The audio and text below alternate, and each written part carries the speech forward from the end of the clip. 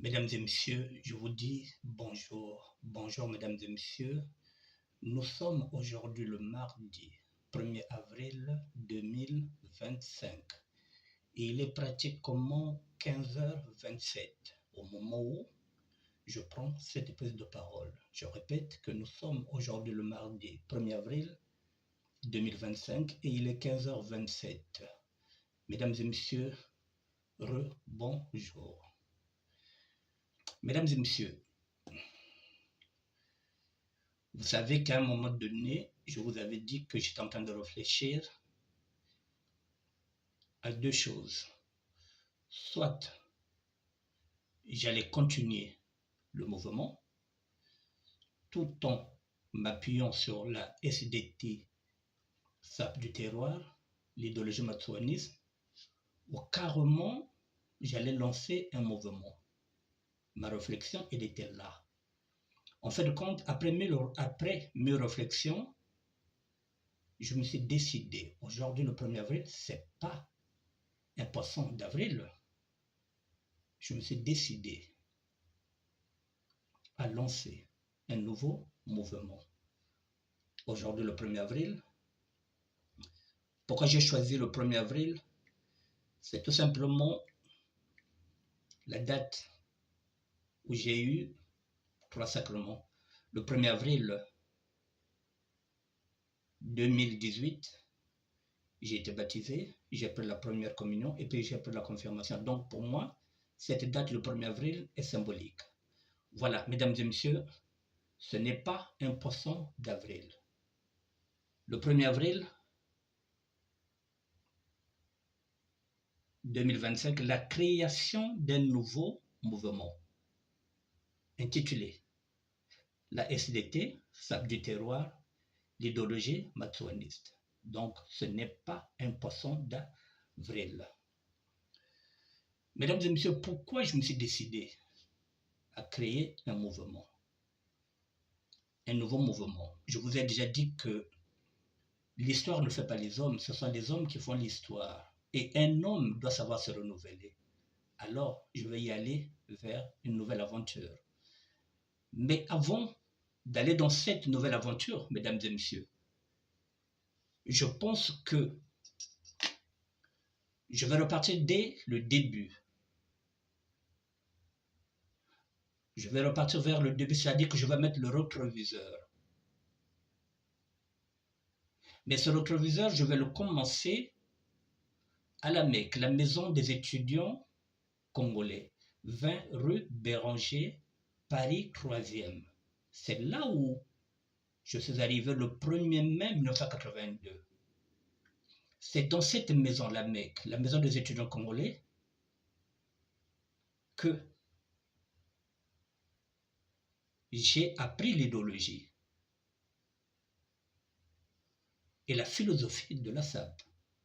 Avant maintenant de créer un nouveau mouvement, je veux m'appuyer sur ce que j'ai trouvé dans cette maison-là, la maison des étudiants congolais, parce que tout va de là. Moi, en tant que sapeur du terroir, pour moi, tout commence à la Mecque. Et je suis obligé de vous amener dans ce rétroviseur de 1982 avant de vous présenter les lignes véritables de ce nouveau mouvement. J'avais dit que j'avais fait session avec la SAP, c'est en août 2024. Mais j'ai hésité entre la continuité du mouvement ou carrément créer un nouveau mouvement, d'où je me suis décidé de créer un nouveau mouvement. Pour cela, je vous ai dit que je commence à la Mecque. Je commence à la Mecque.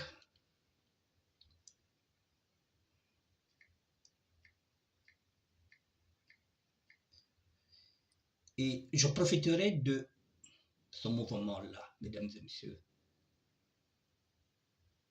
Je profiterai de ce mouvement-là, mesdames et messieurs, pour dépeindre, je dis bien pour dépeindre la société congolaise. En tant que sapeur du terroir, je vais dépeindre la société congolaise parce que La peinture qui est là, elle ne me plaît pas. Lorsque vous voyez une peinture sur des murs, il faut dépeindre pour voir si réellement il n'y a pas de fissures sur les murs. Si on a seulement mis la peinture. Parfois, lorsqu'on met la peinture, on nous cache que dans cette maison, il y a des moisissures, il y a des fourmis. Donc, je vais dépeindre la société congolaise. La Mecque, ceux qui étaient à la Mecque, ceux qui venaient à la Mecque, ceux qui ne sont plus de ce monde, c'est tout ça que je vais vous montrer dans la salle du terroir avant de commencer.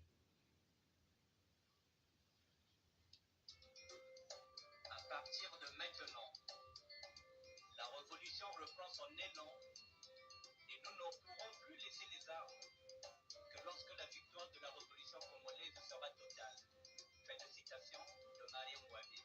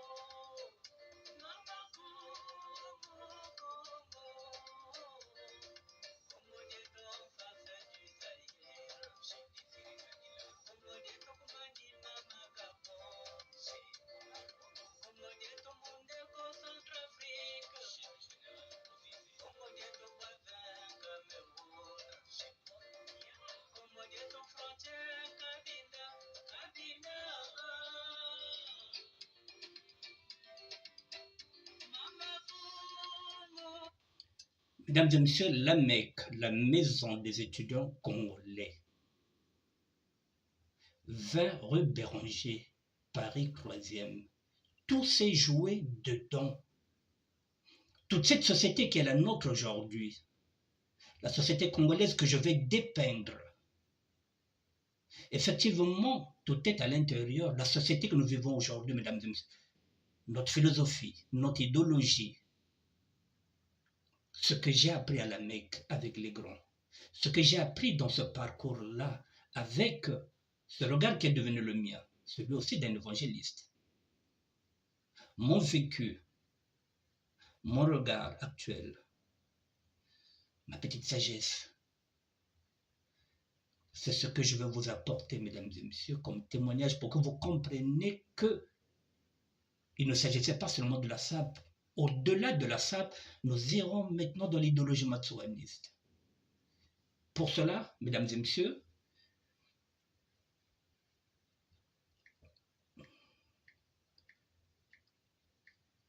pour ne pas avoir la prétention de quoi que ce soit, j'ai pris une référence. Parce que vous savez, au Congo-Brazzaville, mesdames et messieurs, nous n'avons plus de modèle de réussite politique ou sociale auquel les jeunes peuvent s'identifier. Je vous l'ai déjà dit, il n'y a pas de modèle de réussite sociale ou politique au niveau du Congo-Brazzaville, que ce soit les femmes, que ce soit les hommes, ou les jeunes garçons ou les jeunes femmes ne peuvent pas s'identifier. Pour ma part, pour bien conduire la SAP du terroir, l'idéologie matsouanisme, je veux m'appuyer sur un modèle. Ce modèle, je vous le présenterai. Il s'appelle Monsieur François Nkodia, Francos. Je m'appuierai sur lui en tant que dandy du XXIe siècle. Parce que j'ai des éléments, j'ai des documents qui vont me permettre de le prendre comme modèle. Je ne prends qu'un seul modèle. Je veux m'appuyer sur Ya Francos. Avec la permission, bien sûr, de Grace Nkodia, son fils, que j'ai demandé l'autorisation de m'appuyer sur son père comme modèle. J'ai la permission de Grace Nkodia. Et comme j'ai beaucoup de documents de Ya Francos, ses analyses, ma réflexion feront un tout pour que j'avance. Mesdames et messieurs, c'est pourquoi je vous ai dit que je ne fais pas la continuité du mouvement, mais je prends un modèle, une référence, pas n'importe, comme référence. Il y a Francos Nkodia. Je veux m'appuyer sur lui. Voici la Mecque, mesdames et messieurs, la maison des étudiants congolais. La Mecque, la maison des étudiants congolais.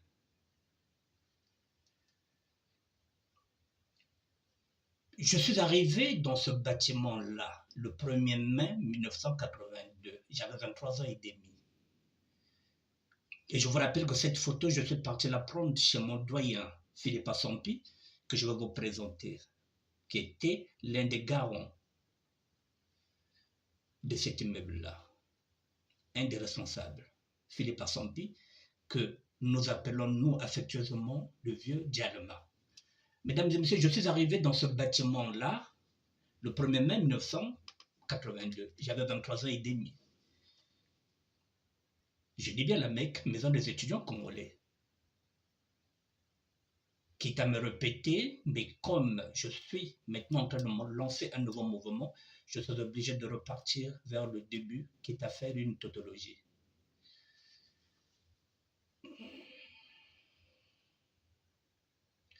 Donc, mesdames et messieurs, quand j'arrive dans ce bâtiment nous a été légué par le premier président de la République du Congo, l'abbé Fulbert Yulu, qui s'était dit qu'il faut qu'il y ait un endroit où les étudiants pourront dormir. Les étudiants congolais, bien sûr. Quand je dis étudiants, voilà, les étudiants congolais pourront dormir.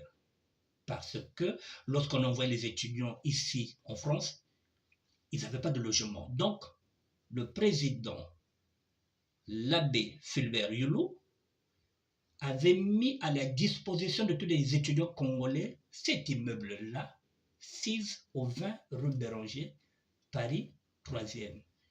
Et entre-temps, le président Yulu avait encore aussi légué deux bâtiments pour les vrais réfugiés politiques. Je dis bien pour les vrais réfugiés politiques, comme les maudits Leno Massengo, qui venaient de temps en temps à la Mecque, qui nous apprenaient le militantisme, puisqu'il avait créé un parti qu'on appelait l'AEC, l'Association des étudiants congolais. Vous voyez, donc il y a la Mecque, la maison des étudiants congolais, mais nous étions des militants du parti politique qui était créé par le doyen Moudile Nomasengo. L'AEC, l'Association des étudiants congolais, ils venaient nous voir là-bas pour nous apprendre le militantisme. Alors, donc, finalement, on avait 3 bâtiments.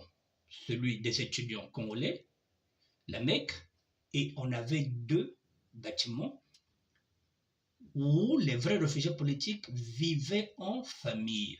Comme vous voyez aujourd'hui les HLM. On en avait 2 dans le 13e arrondissement. Je vais parler en Lari, je vais parler en Kikongo, je vais parler en Lingala. Mayulu watu nzo tatuza nkakakatuturela.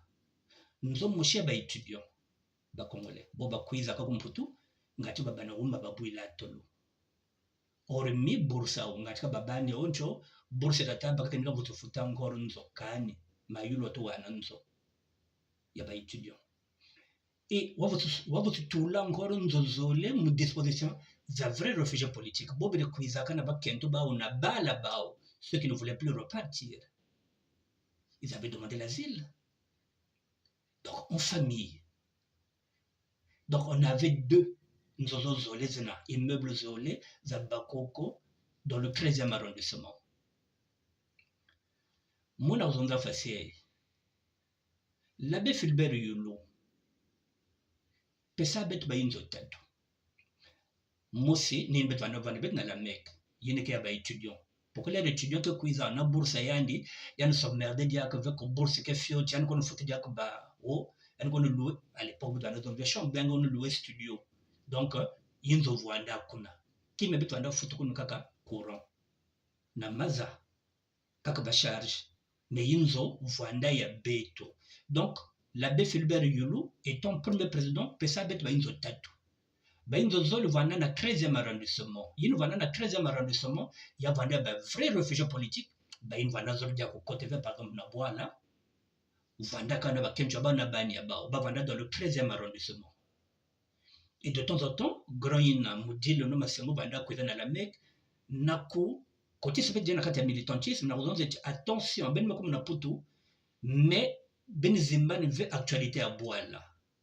Donc Betovanda, na kati ya kemina d'être parti politique, AEC, l'Association des étudiants congolais. Donc Betovanda salba réunion kuna na la Mecque, na rez-de-chaussée. Nazolo baboy. Tanto yaki poto. Tamangana yaki poto na 82. Nako kutanda ko wana déjà ya ba étudiants, la Mecque, maison des étudiants congolais. Oyo, le premier président, l'abbé Fulbert Yulu, a tchaki na disposition des étudiants parce qu'à Monique, bourse au étudiant batouaka, et qu'on a la moqué sur le foot à sur palais.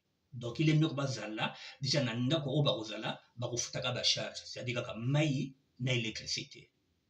Kakawana. Entretien bango moko bato ba ko sala yango. Et entre-temps à Sombaki les Soussou, oui, je dis à Sombaki, c'est-à-dire que il a mis encore à la disposition deux bâtiments, si vous voulez, si on peut dire ça, bâtiment, il y a deux immeubles, HLM, là où il y avait les vrais réfugiés politiques. Au moins, les moussous bazalaki awa, bazon tanga, balubi atroko tate, ana mwasi ana bana, bangwana bapesa bango net HLM. Mais il y a l'État congolais. Ça existait au temps de l'abbé Fulbert Yulu.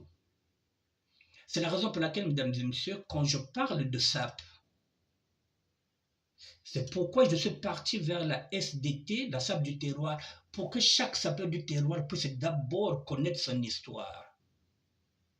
Au-delà des vêtements, là nous ne parlons pas des vêtements, je vous raconte maintenant ce que c'est un sapeur du terroir. Le sapeur du terroir, c'est celui qui doit d'abord connaître son histoire, qui doit regarder et qui doit s'intéresser à la politique sociale, économique de son pays. Que vous soyez ivoirien, que vous soyez gabonais, si vous êtes sapeur du terroir, vous devrez vous intéresser à l'environnement dans lequel vous vivez. C'est-à-dire que vous avez le droit de contempler ce qui se passe. Ne vous limitez pas seulement aux vêtements. Parce que si vous n'allez pas vers la politique viendra vers vous. Si vous ne décidez pas, vous, ce sont les autres qui vont décider à votre place.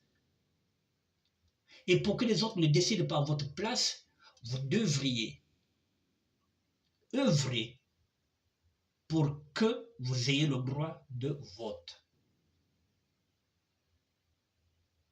Pour que vous puissiez avoir le droit d'avoir une carte d'identité. C'est un droit fondamental. Que vous puissiez avoir le droit d'avoir un passeport. C'est un droit fondamental qu'on pouvait avoir le droit d'avoir l'acte de naissance. Et vous avez le droit aussi de vous présenter aux élections, peu importe lesquelles, que ce soit présidentielle, que ce soit municipale, que ce soit législative, vous avez le droit parce que vous êtes un citoyen. Avant d'être sapeur du terroir, vous êtes avant tout un citoyen. Le sapeur du terroir doit jeter son regard sur la politique sociale et sur la politique de son pays pour voir si tout va bien. Il a la liberté de dire ce qu'il pense. Il doit être libre pour être libre. C'est ça, le sapeur du terroir. Là, on ne parle pas de vêtements. On ne parle pas de la règle des trois. On ne parle pas des couleurs vives. On ne parle pas, je ne sais pas quoi, des enseignements. Non. Nous mettons d'abord les bases. Il faut déjà définir ce que c'est qu'un sapeur du terroir. Je ne parle pas de l'intelligence parce que nos parents qui nous ont éduqués, qui nous ont élevés, n'avaient pas de bagage intellectuel. Mais ils nous ont éduqués par leur sagesse. Et dans cette sagesse, effectivement, il y a l'intelligence. Parce que tout ce qu'ils nous disaient, ils n'avaient pas besoin de la Bible. Puisque nous parlons l'ari, ils nous parlaient dans nos langues. Bien avant que la Bible vienne, qu'elle soit traduite en français, mais nos parents avaient déjà ces valeurs-là qu'ils étaient en train de nous transmettre. Donc il y avait l'intelligence, il y avait la sagesse. Donc là, le sapeur du terroir, ça ne signifie pas qu'il faudra avoir un bac plus 8, non. C'est d'avoir une certaine réflexion, de regarder. C'est ce que j'ai dit, nos parents observaient. Ils ne parlaient pas français, ils n'avaient pas de diplôme, mais ils avaient de la sagesse. Celle qu'on a donnée à Salomon. Il nous faut de la sagesse. Je ne parle pas de l'intelligence, je ne parle pas des diplômes. D'être à l'écoute. Lorsqu'on ne comprend pas, on demande. Le sapeur du terroir doit être intègre. Il doit être intègre pour éviter qu'il soit corrompu.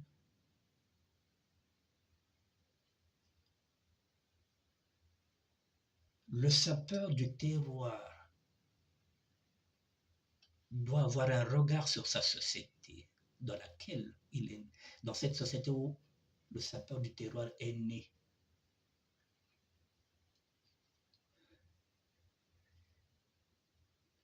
Il faut qu'il sache d'où il vient. Il faut qu'il regarde l'actualité politique et sociale de chez lui. Ce n'est pas seulement aller, par exemple au Congo-Brazzaville, pavaner et ne pas avoir un regard sur la société. Et quand on revient, dire non, Congo bien dina. Ah non, Bob Taba. Non, ce regard-là, le sapeur du terroir doit regarder. Est-ce que taxi, zaneke prix, est-ce qu'il y a du carburant? Est-ce qu'il y a des hypothèses? Est-ce que batata na mama jabata jabobote? Qu'est-ce qui manque? C'est ce qui te permettra, toi, en tant que sapeur du terroir, lorsque tu vas constater tout ça, lorsque tu vas analyser, tu sauras que, ah non, mais il faut un bus, il faut un taxi. C'est là où tu vas commencer à te dire, non, il faudrait que je m'investisse dans l'économie informelle, parce qu'il manque ceci, parce que j'ai remarqué qu'il manque ceci. Mais si tu n'as pas ce regard-là, tu vas seulement pour aller passer tes vacances, tu vas seulement pour aller faire l'ambiance, en ce net moment-là, tu n'es pas sapeur du terroir parce que tu ne peux pas t'investir dans ton pays natal, parce que tu n'as pas ce regard-là, tu penses que tout va bien, alors que rien ne va. Donc, tu ne peux même pas investir dans une économie informelle, parce que tu ne vois rien.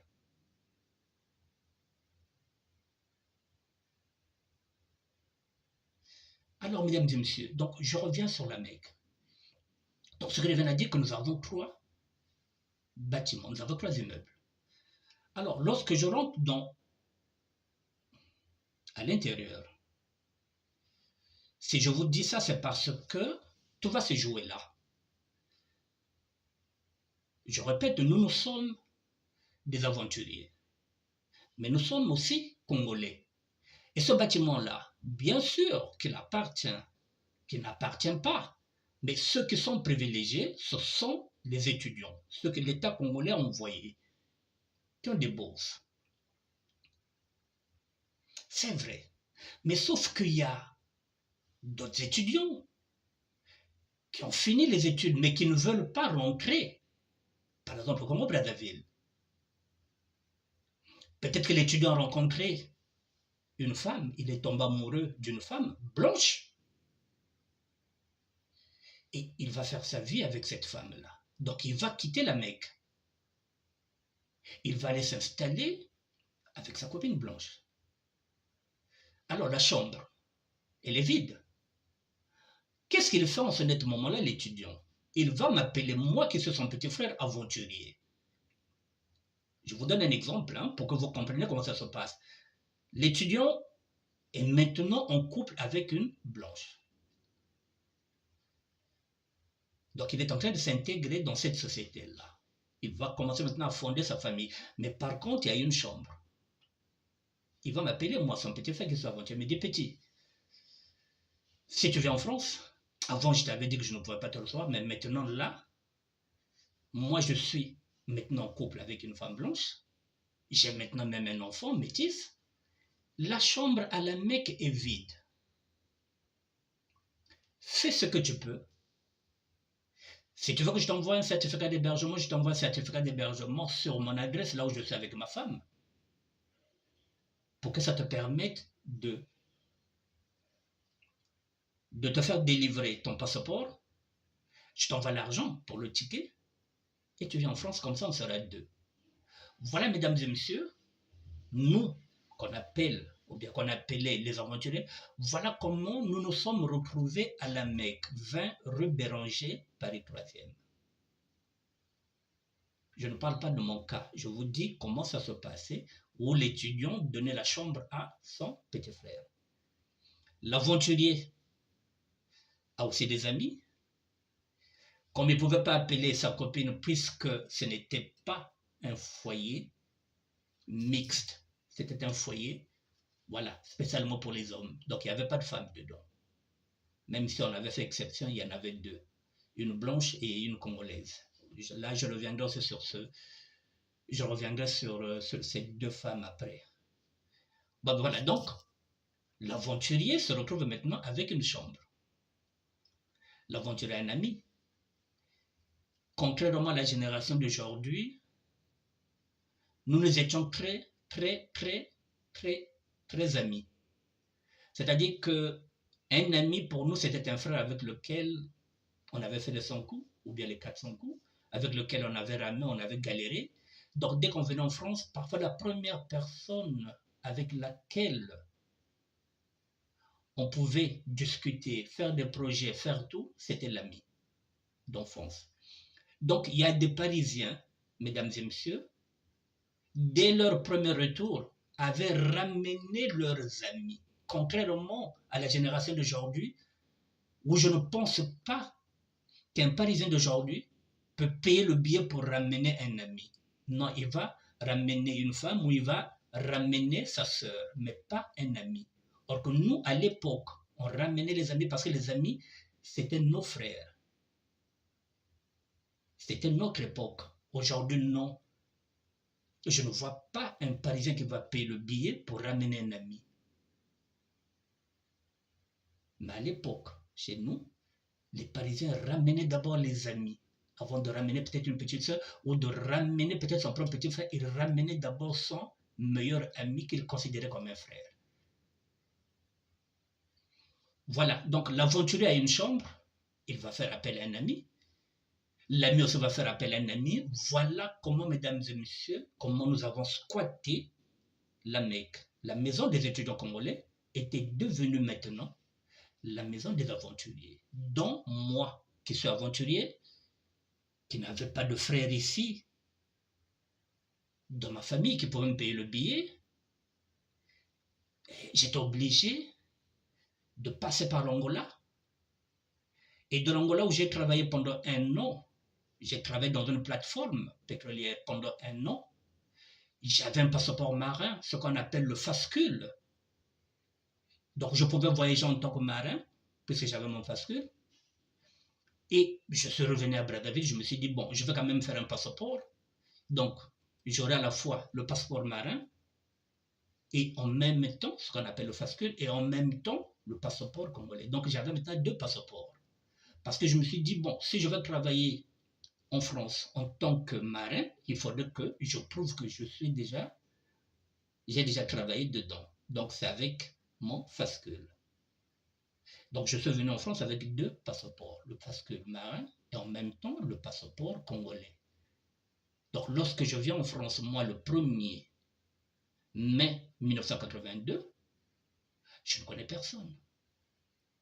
Je vais me diriger au 20 rue Béranger pour voir si quelqu'un, un Congolais, si je connais un Congolais qui peut me prendre et puis bon, m'amener dans la chambre.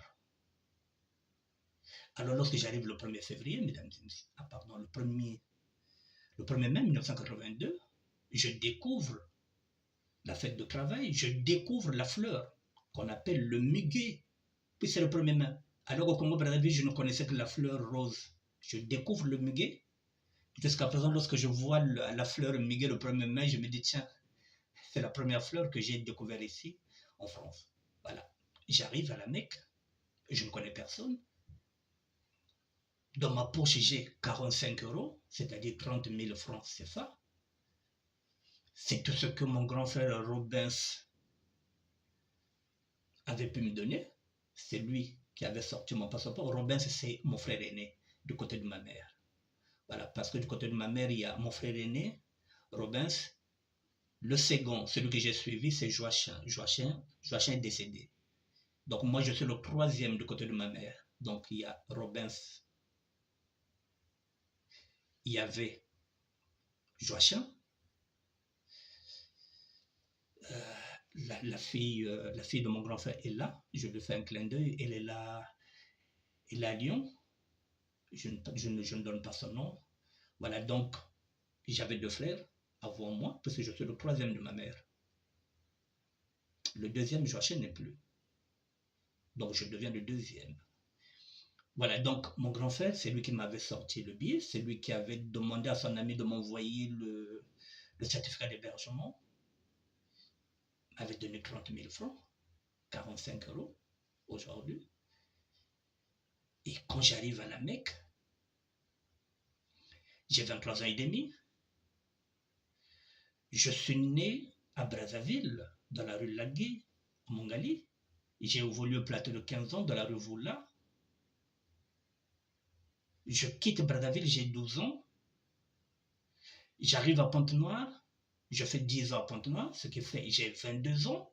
Je vais en aventure en Angola une année, j'ai 23 ans. Je vais à Paris, j'ai 23 ans et demi. Donc je ne suis ni Ponténégrin, ni Brazzavillois.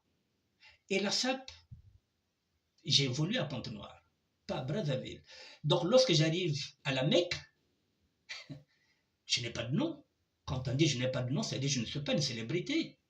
Je n'ai pas brillé en tant que sapeur, même si le mot sapeur n'existait pas, en tant que lutteur.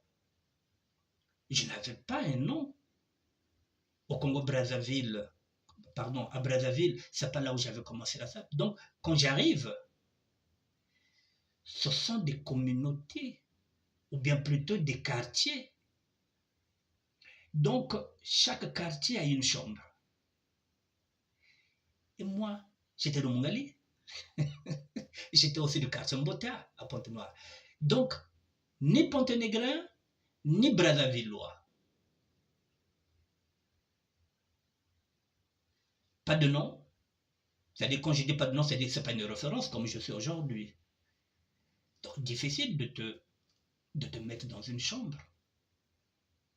Alors, pendant un mois, je répète encore cette anecdote, pendant un mois, je vais dormir dans les escaliers de la Mecque pour être seulement à l'abri dans l'immeuble. Et après, j'ai constaté qu'il y avait un débarras avec mon doyen Kinko Martin. Je mettrai les photos avec le temps. Il m'a aidé à enlever les débarras qui étaient là-bas. Et puis j'ai mis un petit carton comme porte. C'est là où j'ai commencé à dormir.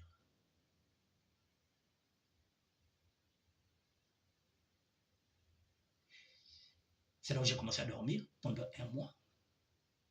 Je dormais dans un débarras. Parce que je n'avais pas de nom, je n'étais pas célèbre, personne ne voulait de moi, que ce soit du côté de Brazzaville, que ce soit du côté de Pointe-Noire. C'est la raison pour laquelle, mesdames et messieurs, je vous dis que tout s'est joué à la Mecque. L'idéologie de la SAP, lorsqu'on viendra avec cette idéologie, je suis à la Mecque. Donc c'est aujourd'hui, je laisse la SAP, qu'elle soit derrière moi pour mettre maintenant un autre mouvement. C'est pour vous dire que tout ce qui est néfaste en matière de SAP va rester derrière. Tout ce que j'ai commis comme erreur en tant que sapeur sera derrière moi. La SAP du terroir, ça signifie que je verrai ce que j'ai mis dans la SAP. Parce que dans la SAP, j'ai mis aussi une plus-value, moi, en tant qu'Annick Bertin.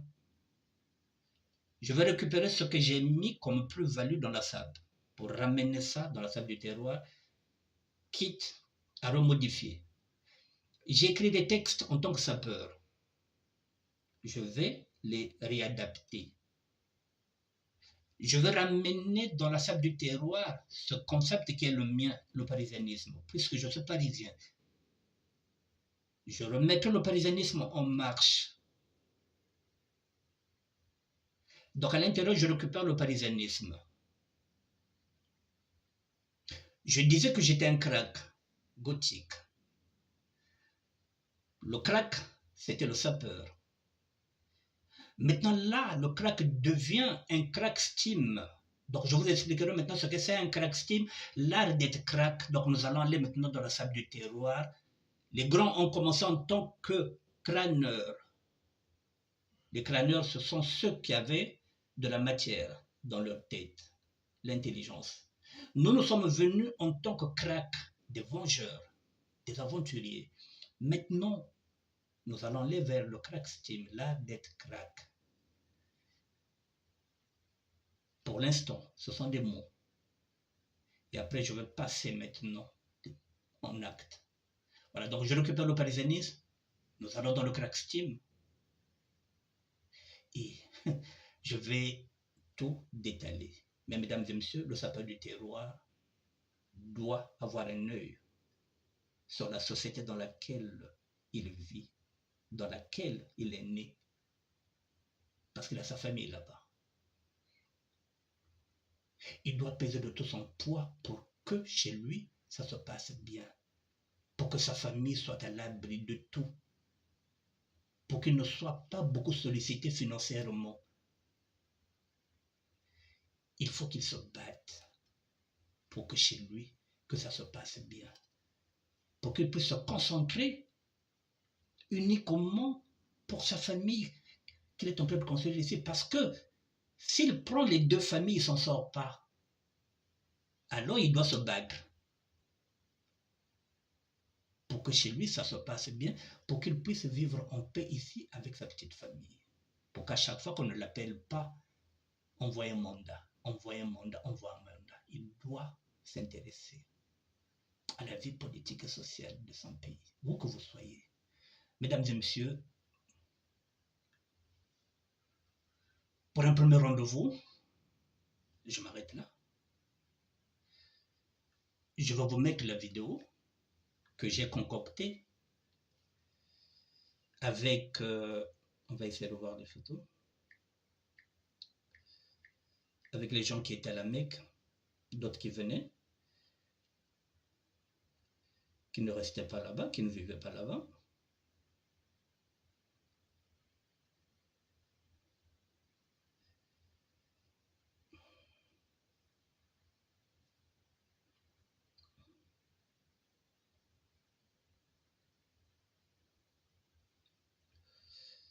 On va essayer la Mecque, la maison des étudiants congolais, vers le Béranger, Paris 3e. Je vous dirai aussi à quel moment. Ça, j'ai pris ça chez le vieux, comme je dis, Philippe Assampé. Il a dit quoi? Dessus, le préau, l'appartement du natif de Potal, voilà. Ça, le préau, au rez-de-chaussée, c'est là où était la chambre du grand Dialema. Donc j'ai pris ces photos-là chez lui. Voilà. quittez pas. J'ai pris les mêmes photos. Ici, on a 2 résidents à la Mecque. Il y a Jacques Palace, en pull rouge, et puis il y a Richard. Les 2 sont décédés. Richard, celui qui est debout, est décédé en 2020 à la suite du Covid. Hein. Ce sont les premières victimes du Covid en 2020. Ceux-là, ils étaient à la Mecque. Le grand Philippe Assampi écrit « Mes complices au 20 rue Béranger, Bapirelek Nangai Mabele Mokonzi. » Voilà. J'ai pris ça chez Philippe Assampi.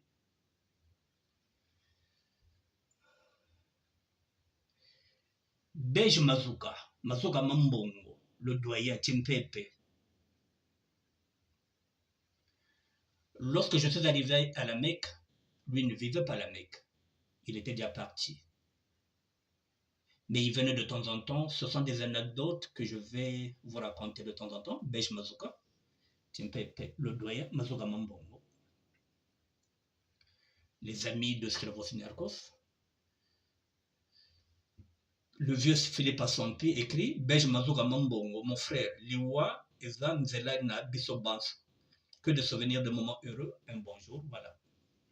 Bej Mazuka Mambongo. Je vous mets ce garçon-là, qui est aussi décédé, il y a quelques années, je pense en 2021, Berthaud, l'un des meilleurs de sa génération. Il était aussi à la Mecque. C'est la raison pour laquelle j'ai pris cette photo-là, parce que je vous présenterai toutes les personnes, si j'ai les photos, qui étaient avec moi à la Mecque en 1982, jusqu'à la fermeture de la Mecque. Philippe Assampi, c'est encore lui, toujours présent, Liknangaï. Voici le doyen Philippe Assampi, que nous appelons affectueusement Djalma.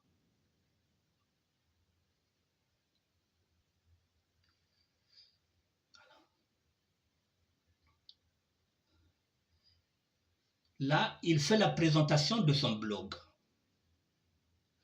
Sur son blog, le blog BVAM, Congo-Brazzaville, il dit quoi? La réflexion du grand frère, elle est là, je vais vous la lire. Description. Faire de la SAP un mouvement ancré dans la culture congolaise, un moteur de développement économique.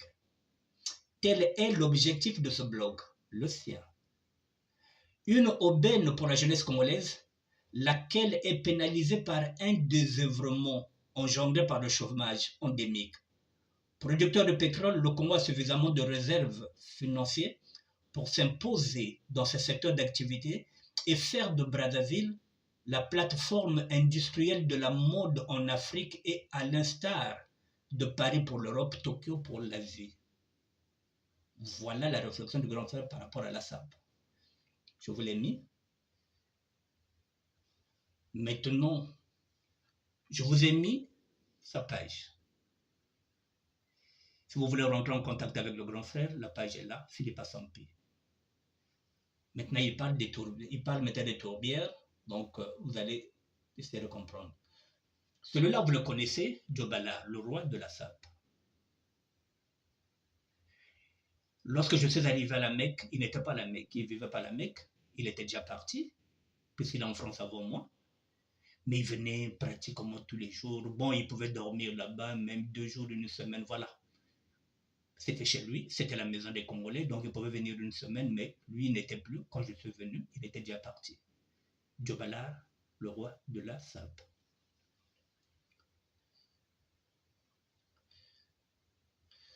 Vous avez Mukasson, le roi Bateke, qui a lancé aussi un courant vestimentaire, la sapécratie, c'est-à-dire SAP et démocratie. Il est aussi à la Mecque avec moi.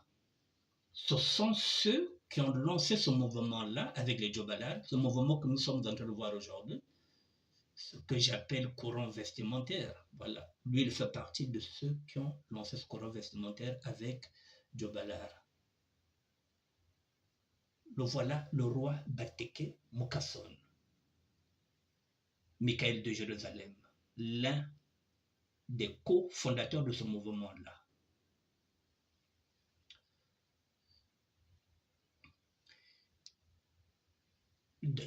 Mukasson et ce garçon-là, Rodrigue Kendrick, qui est décédé il y a peut-être deux ans de cela ou bien une année, ils étaient dans la même chambre à la Mecque. Voilà, un garçon de Pointe-Noire, très cool, très gentil. Je le mets parce qu'il fait partie de l'histoire de la Mecque. Donc, ils étaient dans la même chambre avec Mukasson. C'était presque deux frères. Du même quartier, le quartier Rex à Pointe-Noire. Ils étaient dans la même chambre aussi, ici, à la Mecque. Mukasson et son frère, Kendrick. Voici Kendrick, qui était très élégant, très beau, très stylé. Voilà. Antoine Louis Rodriguez Kendrick, qui est décédé il y a une année. Originaire de Pointe-Noire, de quartier Rex. J'ai vu celui-là aussi, Debs Debaba, ma belle Mokonzi. J'ai pris la photo chez le doyen. L'un des meilleurs de sa génération. Il fait partie de ceux qui ont marqué l'histoire du parisianisme, puisque nous parlerons du parisianisme, vous le retrouverez encore dans le parisianisme, puisqu'il fait partie de ceux qui ont bougé le parisianisme.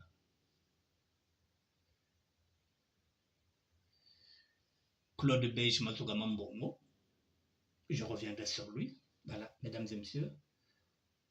Voilà, il y a Niarchos Adrien Mombele, le pape de la religion Kitendi, qui venait aussi à la Mecque, pratiquement tous les jours pour venir voir ses frères, accompagné de Kogowaya et de Modogo Gianfranco Ferré, le papa de Roby, le pionnier. Voilà, mesdames et messieurs, j'ai fait le tour pour aujourd'hui, c'est bon. Je reviendrai peut-être dans la semaine, le temps de vous laisser digérer cette vidéo. Si vous avez des questions, n'hésitez pas. La sable du terroir, si vous avez des propositions, n'hésitez pas. Mais pour l'instant, je vais d'abord, comme je viens de le dire, je vais profiter pour dépeindre la société congolaise. Je vais profiter en même temps de dépeindre parce que le tableau qu'on nous envoie, c'est pas un bon tableau. Il faut dépeindre pour dire que non. Derrière la peinture, il y a des moisissures. Derrière la peinture, il y a des fourmis. Il faut dépeindre cette société-là. J'ai 2 numéros de téléphone. En même temps, ce sont des comptes WhatsApp. Donc, vous en avez 2. 06 01 47 94 01. C'est mon premier numéro. C'est également un numéro WhatsApp. Donc, si vous êtes à l'étranger, vous mettez 0033 06 01 47 94 01. Si vous avez quelque chose à me dire, voilà, n'hésitez pas à m'interpeller. Le deuxième numéro, 06 01 47 59 13, là aussi, c'est un numéro WhatsApp. Si vous êtes à l'étranger, vous composez le 0033, l'indicatif de Paris ou bien de la France, et vous mettez 06 01 47 59 13. Voilà, j'ai fini. Mesdames et messieurs, je vous souhaite un bon début du mois d'avril. Que Dieu soit avec vous, que Dieu soit avec nous. Nzambe vwande na beno, Nzambe vwande se na beto, Nzambe azala na bino, Nzambe pe azala pe na biso. Nzambe ka baneno, Nzambe pe ka bampe na beto. Voilà, je vous souhaite un bon début du mois d'avril. Merci à vous, mesdames et messieurs. La sape du terroir, elle est là. Si vous avez des propositions, vous avez des réflexions, vous avez des questions à poser, n'hésitez pas. On est ensemble. On est ensemble. Vous serez ce qu'on appelle, comme je disais moi, lorsqu'on a créé la SAP, j'étais là-bas, j'avais dit quoi? Que j'étais, comment on appelle ça? Oh là là. Bon, je suis en train de chercher. C'est ensemble que nous allons travailler sur ce nouveau mouvement. Je vous dis merci. Dites quoi. Allez, à bientôt.